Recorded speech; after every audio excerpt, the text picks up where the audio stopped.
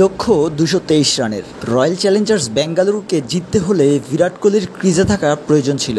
বিরাট নিজেও সেটা জানতেন, তাই আউট হয়েও কিছুতেই মানতে পারছিলেন না।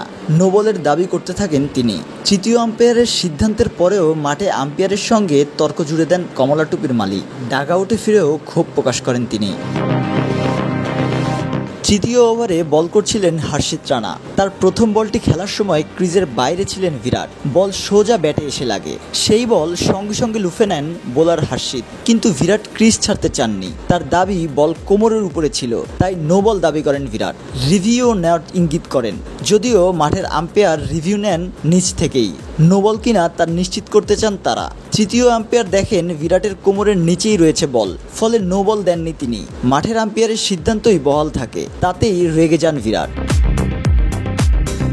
বিরাটকে দেখা যায় বেশ আক্রমণাত্মক ভঙ্গিতে আম্পায়ারদের দিকে এগিয়ে যেতে। কিছুতেই মানতে চাইছিলেন না যে তিনি আউট। বারবার মাঠের আম্পায়ারদের সঙ্গে তর্ক করেন বিরাট। বেশ ক্ষোভ দেখিয়ে মাঠ ছাড়েন তিনি।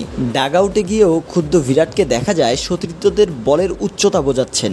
সম্প্রচারকারী চ্যানেলে ধারাভাষ্যকেরা বলেন বিরাটের কোমরের উচ্চতা মাটি থেকে ১.৪ মিটার, বল ছিল ১.২ মিটারের উচ্চতায়, অর্থাৎ কোমরের নিচেই ছিল বল। সেই সঙ্গে বিরাট ক্রিজের বাইরে ছিলেন, ফলে তৃতীয় আম্পায়ার জানিয়ে দেন বিরাটের আউট ন্যায্য।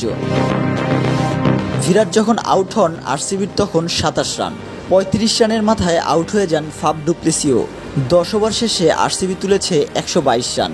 উইলস জ্যাক্স ও রজত পাটিদার মিলে ৮৭ রানের জুটি করে ফেলেছেন। Ilias Ali, news desk, BD press box.